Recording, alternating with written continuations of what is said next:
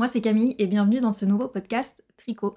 Les dernières vidéos que j'ai filmées, c'était plutôt des formats vlog que j'ai beaucoup aimé faire, mais aujourd'hui, je me suis dit que j'allais revenir avec le format du podcast, histoire de résumer un petit peu les tricots que j'ai terminés, notamment depuis le mois de janvier. Du coup, le dernier podcast remonte au mois de janvier.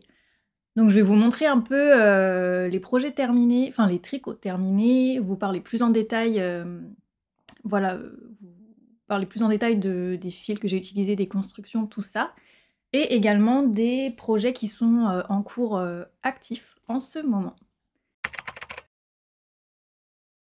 Je vais commencer, si je reprends par ordre chronologique, avec mon châle Tibesti, donc qui est comme ceci. C'est un modèle de Bérengère Caillot, donc l'île au fil, que j'ai terminé, il me semble, courant janvier ou février. Février peut-être. C'est donc un châle en fil fingering qui se tricote avec 2 écheveaux, un peu moins de 2 écheveaux de fil fingering. Donc moi j'ai utilisé, c'était de la Malabrigo Sock dans le coloris Playa. Donc c'est du 100% Merino Superwash. C'est un joli coloris bleu foncé avec des nuances gris beige, je dirais. Il est vraiment chouette, je trouve que ça permet quand même de bien voir les textures, mais ça apporte de la nuance dans la couleur et j'aime beaucoup le rendu. Donc il est très fluide, après blocage, il s'est bien étendu et c'est pas un énorme châle, hein. De toute façon 2 écheveaux, c'est pas ça va pas faire un châle immense, mais moi c'est déjà le plus grand que j'ai fait jusqu'à maintenant, et j'ai mis du temps à le faire. Mais du coup, il est très chouette, il est bien fluide. Quand je le montre comme ça, peut-être qu'on voit un petit peu à travers. Mais une fois porté, il fait pas du tout transparent. Si je le mets... Tac. Si je le mets comme ça, voilà ce que ça donne. Donc il est vraiment tout... Il est assez fin et assez léger. Donc je l'ai tricoté en aiguille 4, il me semble. Oups. Et donc c'est un modèle qui alterne des textures de jersey avec des petits rangs de point mousse. Et on a ici des... Donc le point c'est les Fisherman's Rib, donc je crois que c'est les côtes anglaises ou fausses côtes anglaises, qui créent un peu ces côtes assez épaisses et assez rebondies. Et on a également des rangs de nopp, de, ouais, de bobbles comme ça. Donc c'est vraiment un châle que je trouve très chouette. La seule modification que j'ai faite, c'est qu'à la toute fin, donc la toute fin c'est ici, c'est ce rang-là. Normalement, juste avant le dernier rang, il y a un rang à nouveau de nopp, comme on a ici par exemple. Et moi j'ai pas voulu les faire, alors déjà parce que c'est des rangs assez longs à faire, et aussi parce que j'avais pas spécialement envie d'avoir des petites bouboules juste à la fin comme ça. Donc j'ai préféré terminer juste sur des rangs en point mousse classiques. Et je suis vraiment contente de ce résultat-là. À la fin, on a ce rang aussi avec des triangles en fausse côte anglaise là que je trouve très chouette. Et le dernier rang de rabattage est bien élastique. La façon dont Bérengère nous les fait faire fait que on a vraiment de l'ampleur sur le dernier rang. Et voilà, c'est pas du tout... Enfin, il est bien quoi. Pour le blocage, ça permet de bien étendre comme il faut la texture. Donc je suis vraiment très contente de son rendu. Qu'est-ce que je peux vous dire dessus? J'ai mon petit rang d'erreur ici, que j'avais fait au début quand j'avais repris le châle. Je pensais me rappeler comment on faisait les noppes et en fait pas du tout. J'ai créé des diminutions en fait au lieu de reprendre à chaque fois la même maille pour faire la noppe, ce qui fait qu'au rang d'après, bah, il me manquait beaucoup de mailles. Et j'avais pas envie de défaire ce rang, enfin je savais pas trop comment le défaire pour reprendre mes mailles ensuite. Enfin, ça c'est mon problème, hein. Je mets pas de ligne de vie dans mes tricots. Il faudrait que je le fasse pour éviter ce genre de choses, mais du coup là j'avais pas, et voilà, donc je m'étais juste dit que j'allais remonter des mailles au rang d'après, ce qui m'a créé en fait des petits trous de jeté, mais bon c'est sur la pointe, c'est pas trop grave. Enfin pour moi. Et, euh, et voilà, sinon tout le reste c'est très bien passé. Je l'avais laissé tomber pendant un long moment, parce que je l'avais commencé en 2022, à l'été 2022. Et je l'avais laissé de côté pendant presque 1 an, plus d'1 an en fait. 1 an et demi, et au final après je m'étais remis dessus en me disant: «Allez, je faisais 1 à 2 rangs par jour» et que du coup ça finirait bien par se terminer et du coup refaire, faire cette, me mettre cet objectif-là de juste 1 ou 2 rangs par jour, ça m'a bien motivée et au final je l'ai fini là cet hiver. Donc il se commence c'est un châle en fait, je sais pas si ça se voit trop, mais il est, asymétrique, un petit peu asymétrique et il se commence par cette pointe. Il se commence par cette pointe, là et on va en augmentant au fur et à mesure, tout du long du châle jusqu'à terminer par du coup, le rang ici qui forme la base des triangles. Donc voilà, si vous avez l'habitude de tricoter des châles, je pense qu'il vous paraîtra assez rapide à faire parce que je crois que la plupart, enfin très souvent, les châles font quand même de taille un peu, pas classique, mais je crois qu'on peut monter souvent à 3 ou 4 écheveaux. Donc 2 écheveaux, ça reste un châle de taille moyenne, mais qui n'est pas immense non plus. Donc c'est moi, il m'a paru très long à faire, mais je pense que pour beaucoup, ce sera au contraire peut-être plus rapide que la plupart des châles qu'on peut trouver. Mais, mais donc voilà, ce que je peux vous dire dessus, c'était un patron très sympa à réaliser. Les explications étaient très claires et franchement, le rendu, c'est très, très sympa. Le deuxième tricot que j'ai terminé ensuite, c'est mon Montpellier Slipover, donc qui est comme ceci. C'est mon premier tricot noir, enfin noir anthracite. Et je suis très contente, c'est une couleur que j'aime beaucoup porter. Donc c'est un patron de November Knits qui est vraiment simple, enfin c'est un modèle simple et efficace je trouve, et vraiment très sympa à faire. Parce que donc on construit, il se fait de haut en bas. Donc le seul moment où on vient relever des mailles, c'est pour le col ici et également les épaules. Quand on a fait la partie du dos et qu'ensuite on vient prendre le devant, on est obligé de relever les mailles ici. Mais on n'a pas à le faire pour les emmanchures. Et ça, j'ai vraiment beaucoup, beaucoup apprécié. Les bordures des emmanchures se font en même temps que le reste parce que tout le corps est en jersey et les emmanchures se font en côte avec des mailles glissées sur les côtés. Donc ça permet d'avoir une jolie finition et, et de ne pas avoir à revenir relever les mailles après. Ça, c'était très, très agréable. On commence par faire le dos en aller-retour. Ensuite, on vient relever les mailles des épaules pour passer sur l'avant. On fait des augmentations pour former le col. On tricote en aller-retour et ensuite, arrivé au niveau du bas des emmanchures, et ben on joint en rond. Et on a le détail des côtes qui continue sur les côtés, ce qui donne quand même un détail sympa et voilà, quelque chose de propre et quand même pas tout simple. Et ensuite, on a des côtes en bas, des côtes 1-1, et moi j'ai fait des côtes fendues ici. Et je suis vraiment contente d'avoir fait ce choix-là parce que sinon je pense qu'il aurait été trop serré. Enfin, trop serré. Je veux dire, il passe, mais ça aurait fait un effet resserré quand je le mets par-dessus quelque chose. Et comme ça tombe au niveau du comment dire, du bassin, je trouve qu'en fait finalement c'est plus saillant que les côtes soient pas fermées et qu'elles soient fendues et qu'elles aient la marge de se, de se placer quoi. Donc voilà, pour les faire, en fait, j'ai juste repris les mailles comme elles étaient au niveau des emmanchures pour la séparation, en, en rabattant la maille envers qui est normalement ici, entre les deux. Et du coup, en continuant avec les mailles glissées sur la bordure pour que ça fasse une jolie finition. Et ben, je suis vraiment ravie. Je l'ai vraiment porté, je l'ai déjà porté pas mal de fois, même si je l'ai fini peut-être fin février, tout début mars. J'ai quand même eu pas mal l'occasion de le porter déjà. Et j'aime énormément parce que du coup, je mets ça par-dessus un t-shirt manche longue par exemple. Et ça fait que sous une veste, ben, ça me gêne pas au niveau des manches, c'est pas trop épais du coup, ça prend pas de place à ce niveau-là.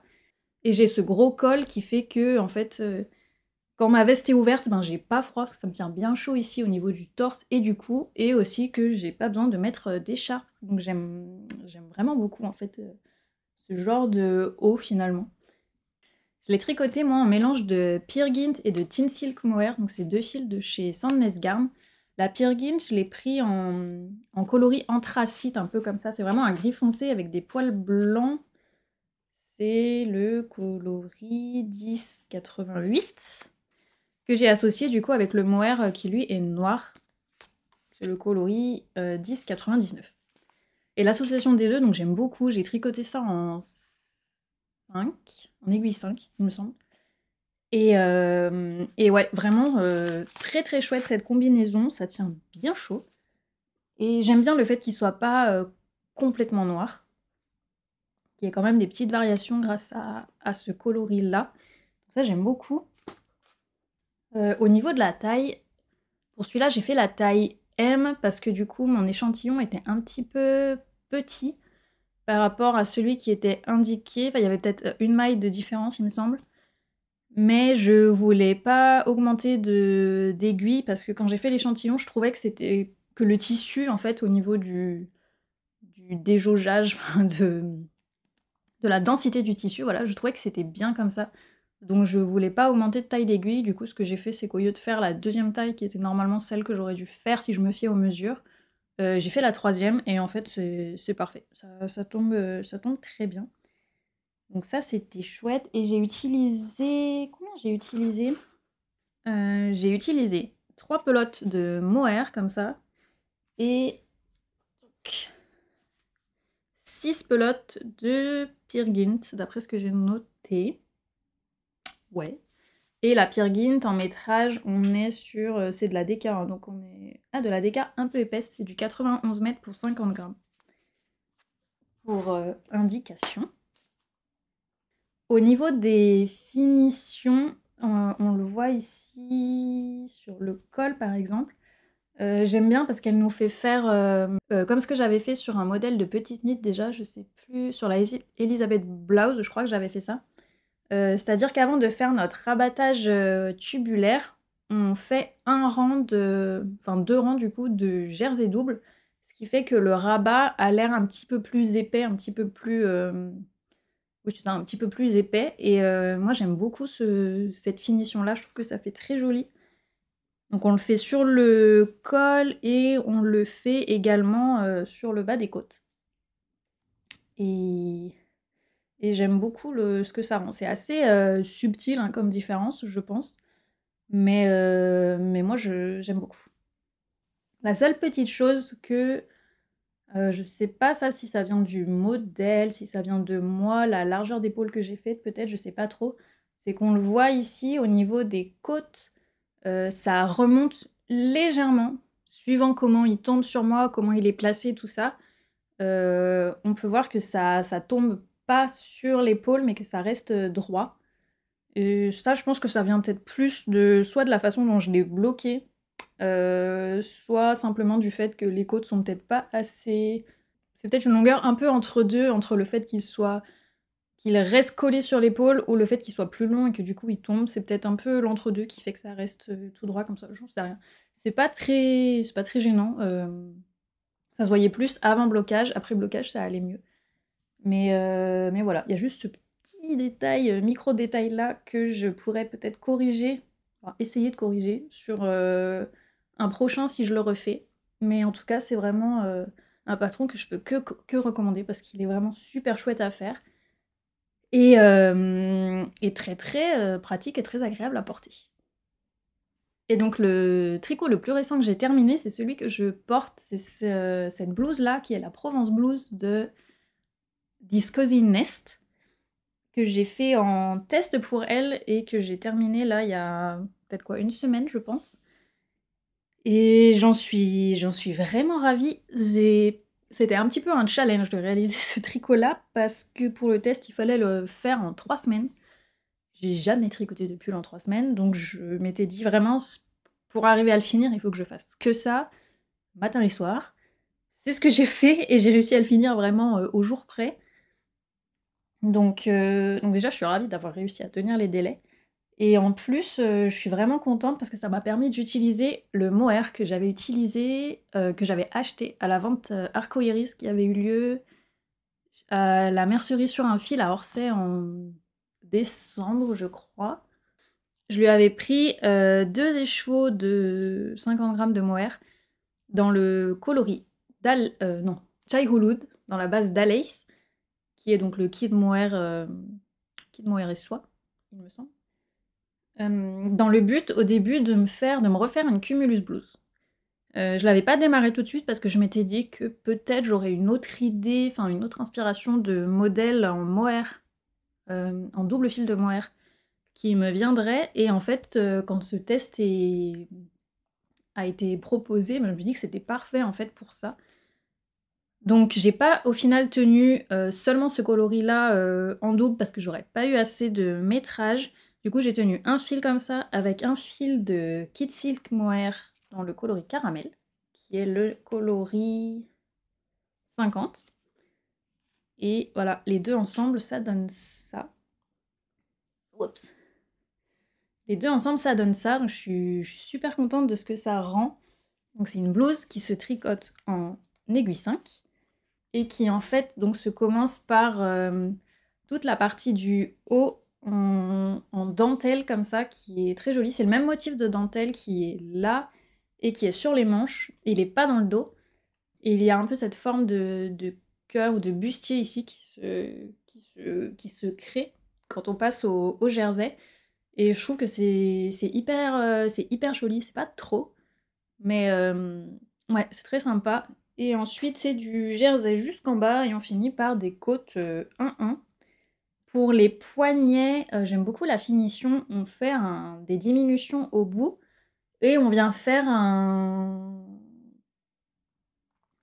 du jersey tout droit qu'on vient ensuite rabattre et coudre à l'intérieur.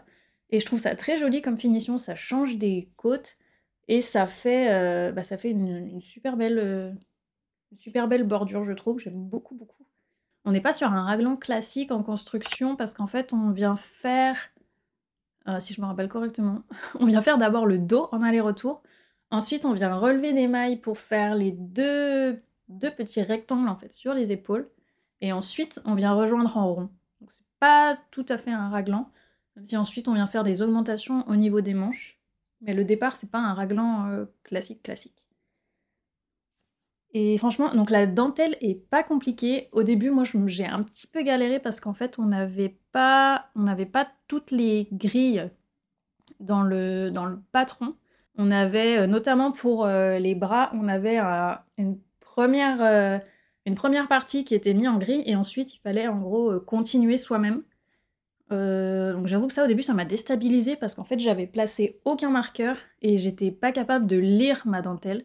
Donc en fait, j'arrivais pas du tout à avancer. Une fois que j'ai placé les marqueurs, c'était beaucoup plus simple et ça allait tout seul ensuite. Mais c'est vrai que sans marqueur, moi, j'étais pas capable d'avancer. Donc ensuite, je sais que plusieurs personnes lui ont dit que ça, c'était un peu gênant et qu'il y a certaines personnes qui étaient restées bloquées d'ailleurs à cette étape-là. Donc du coup, maintenant, elle a fait vraiment toutes les grilles pour toutes les tailles. Euh, donc normalement, il n'y a pas de confusion possible. Mais voilà. Et après, j'ai fait des petites erreurs. J'ai fait une erreur juste en dessous du rang des côtes ici. En fait, j'ai un rang qui est décalé, du coup, ça fait pas le motif correctement. Et j'ai deux petites mailles aussi ici, pareil, que j'ai inversées. Donc bon, mélangé dans tout le reste, ça se voit pas des masses, c'est pas très grave. Mais encore une fois, je me suis rendu compte que sans mettre de ligne de vie sur ce genre de modèle, j'étais pas capable de juste défaire mon erreur et repartir. Il aurait fallu que je refasse tout depuis le début et j'aurais perdu une journée entière de tricot, ce qui était assez vital sur ce projet. Donc j'ai pas défait, j'ai continué. Mais du coup, en effet, il y a l'une d'entre vous, la dernière fois, qui m'a reparlé du fait de mettre des lignes de vie dans le tricot et il faut vraiment que je prenne cette habitude quand je pense que je vais potentiellement avoir du mal à défaire si jamais je me trompe.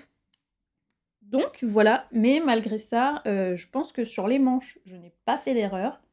J'avais des marqueurs à chaque répétition, donc ça me permettait de ne pas perdre le compte. Et voilà, c'est depuis que je l'ai fini, là, je l'ai déjà porté beaucoup parce que c'est vraiment très très agréable. Moi, j'aime beaucoup porter les pulls en mohair comme ça parce que c'est tout léger, ça tient chaud.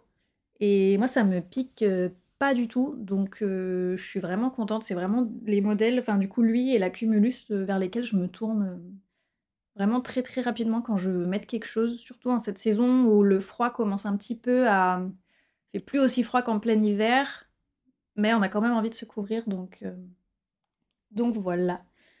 Moi, j'ai fait. Quelle taille j'ai fait pour celui-là? Je crois que j'ai encore fait la taille. Ah non, j'ai fait la taille 2. C'est la taille S, il me semble. En sachant que j'avais un échantillon un petit peu plus petit que celui qui était recommandé. Donc voilà, au blocage, elle s'est un petit peu détendue, mais pas non plus. Ça a pas non plus beaucoup changé. Ça a surtout changé au niveau de la longueur des manches, parce qu'avant blocage, elles étaient plus comme ça. Et là, je voulais vraiment ben, les tirer pour qu'elles soient plus longues. Et du coup, quand j'ai le bras comme ça, là, c'est bien. Donc je suis vraiment contente de ce modèle-là. Il est sorti maintenant d'ailleurs, donc il est disponible sur la page Ravelry de la créatrice. Et c'est vraiment un modèle très très très très chouette pour la demi-saison. Je sais qu'il y a des testeuses qui l'ont fait en. Pas en deux fils de mohair, mais en mohair. En fingering plus mohair. Donc ça donne un rendu différent, mais c'est très très joli aussi. Toutes les testeuses ont fait des coloris différents, l'ont fait dans des coloris différents, et c'est vraiment très chouette de voir tous les résultats différents. Il y en a une qui l'a fait en noir notamment, et ça rend hyper bien. J'ai utilisé du coup peut-être quoi, un écheveau et demi du mohair de chez Arco Iris, et la drops du coup j'ai dû utiliser trois pelotes, je pense. Et voilà, ça me fait un petit pull léger que je suis vraiment très très contente de pouvoir porter en ce moment. Pour les encours actifs, du coup, j'en ai deux. Il y en a que je reprendrai, d'autres encours qui dorment pour l'instant, que je vais reprendre un petit peu plus tard. Mais pour l'instant, j'avance. Oups. J'avance sur la Werner Vest, qui est un débardeur, on va dire, enfin, le pull sans manche fin et le débardeur, qui est un modèle de Vitre Design que moi je tricote avec la Arcoiris dans la base Dr. Wool, c'est le coloris Lannister, qui était dans le club Yarn of Throne de l'année dernière, qui est ce joli coloris-là, vert, sauge, jaune, violet et blanc cassé. Jaune, violet, n'importe quoi. Jaune, orange, rouge et blanc cassé. Et en fait, donc je tricote le fil seul, enfin avec un seul brin de fil, avec des aiguilles 4. Et pour l'instant, j'en suis là. C'est un peu compliqué de se rendre compte parce que mon câble est tout petit. Mais le débardeur se tricote de bas en haut. Je fais la taille 2, je crois. Il me semble que je fais la taille 2. Et voilà où j'en suis pour l'instant. Alors pour l'instant, j'ai vraiment du mal à savoir si j'ai la bonne taille ou pas. Faudrait que je le mette sur un câble plus grand déjà pour juste arriver à voir la véritable ampleur qu'il a. Mais bon, en tout cas, pour l'instant, j'en suis là. Au début, j'ai commencé avec un seul fil, enfin voilà, en montant. Donc sur les côtes, ça allait. Et une fois que je suis passée sur la partie jersey, je me suis dit qu'en fait, là, ça allait faire. Ça risquait fort de faire du pooling. Donc, je me suis mise à alterner les écheveaux, chose que je n'avais jamais fait. Et pour l'instant, je pense qu'on s'en sort pas trop mal. Je vais voir quand il y aura un peu plus de surface tricotée. Mais en tout cas, le fil en lui-même, il est hyper doux. Il est vraiment super agréable. C'est du 100% Merino Superwash, je pense, en fingering. Et le coloris est vraiment très très beau. Pour l'été, printemps-été, je trouve qu'il est parfait. Et voilà, donc la seule chose sur laquelle j'ai des doutes, c'est sur la taille que j'ai choisi de faire, si ça va être bon ou pas. Donc ça, on verra. Après, je suis pas sur ce modèle-là, je me dis que si vraiment ça va pas, ça me dérangera pas de défaire, c'est pas grave. Mais donc pour l'instant, j'avance tranquillement dessus. Donc j'en suis pas très loin, mais ça avance petit à petit. Et le deuxième en cours que j'ai commencé plus récemment, mais sur lequel je suis à fond là en ce moment, c'est le Stella Quilt Cushion de Laura Penrose. Vous l'avez probablement vu parce il a été et il est encore beaucoup tricoté. C'est donc une housse de coussin dans l'esprit kilt, enfin quilt patchwork. Hop. Tac. Donc le mien, il en est là, comme ça. Moi j'utilise pour la base claire comme ça, j'utilise de la Charisma de Drops. De la Charisma de Drops comme ça, qui est du 100% laine. Là c'est le coloris 85, c'est beige clair il me semble. Donc on est sur du 100 mètres pour 50 grammes, donc DK. Elle est très agréable d'ailleurs à tricoter, assez légère et un petit peu sèche, mais franchement agréable. Celle-là, et pour toutes les parties contrastantes de l'étoile, j'utilise des restes. Donc pour l'instant, comme ça se tricote en DK, soit j'utilise un fil DK, soit un fil fingering que je tire en double. Ou sport d'ailleurs, parce que par exemple ces deux-là, c'est de la sport de chez Célène. On a le coloris tabac ici, et là le coloris azurin. Ça j'avais fait la Cumulus, la Elizabeth Blouse de Petite Knit avec, et là j'avais fait le top baigneuse d'Atelier Emily. Là on a de la Knitting for Olive en Heavy Merino coloris Rust. Et là, on a le reste de mon châle tibestique que je vous ai montré juste avant, donc qui est la Malabrigo Sock dans le coloris Playa. Et celui que je suis en train de faire ici, c'est de la Arwetta coloris North Atlantic que je tiens en double. Donc c'est très motivant à faire cette housse de coussin parce qu'on a envie de faire d'avancer pour arriver à la prochaine partie colorée, etc. C'est beaucoup plus complexe, enfin pas complexe, mais c'est pas compliqué à faire, mais c'est beaucoup plus recherché en fait que ce que je pensais au premier abord. Parce que j'avais pas fait attention qu'en fait les carrés, ben, forcément, étaient orientés de différentes façons pour former les différentes parties de l'étoile, et du coup, ben, qu'il y a différentes méthodes pour les réaliser. Au total, il y a 4 façons de faire les carrés et de les assembler entre eux. Parce que du coup, il n'y a pas de couture, tout est du relevage de mailles pour monter le prochain carré, etc. Donc en fait, suivant son orientation et sa position dans la housse, eh bien, il faut utiliser des méthodes différentes pour le faire. Notamment, il y a des méthodes avec des rangs raccourcis. Si vous n'avez jamais fait de rangs raccourcis, c'est un très bon moyen de vous essayer et de vous entraîner à les faire.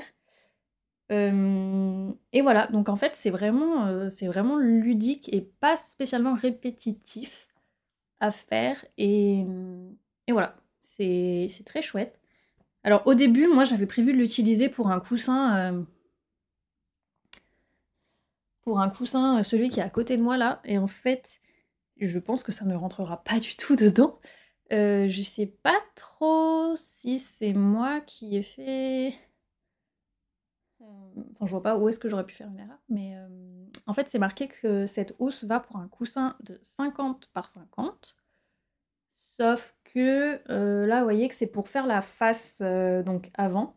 Et on a 4 carrés, et chaque carré fait 10 cm. C'est-à-dire qu'en fait, le premier carré nous servait à la fois d'échantillon et de premier carré pour la housse. Donc moi, j'avais bien 10 cm par 10 cm, donc au niveau échantillon, je suis bien. Mais du coup, l'avant est composé de 4 carrés de 10 cm.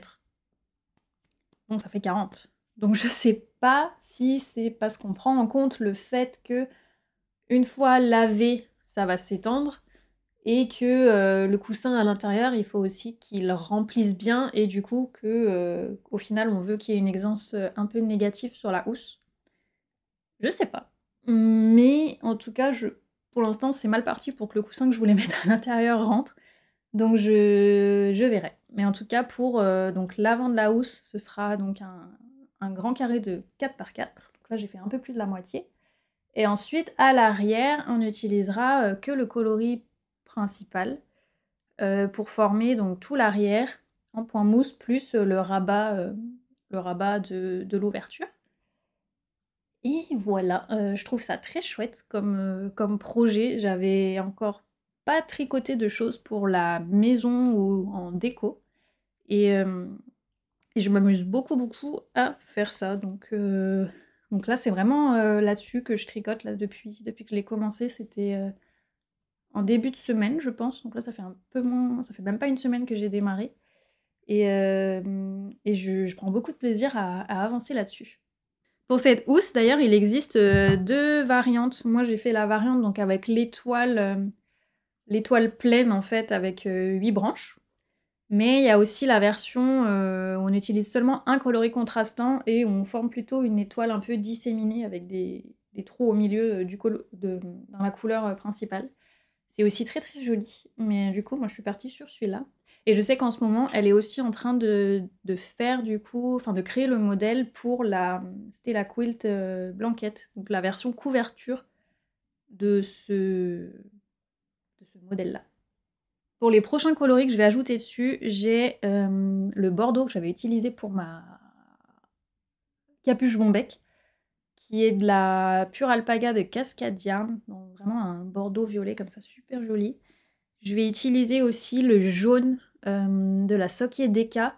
Donc ça, c'est de la Deka un peu fine, donc j'ai un peu peur que ça soit pas assez épais, mais je vais voir. Si jamais ça marche pas avec celle-là, je prendrai... J'ai un autre jaune un petit peu différent qui est en tie fingering, donc que je pourrais tricoter en double.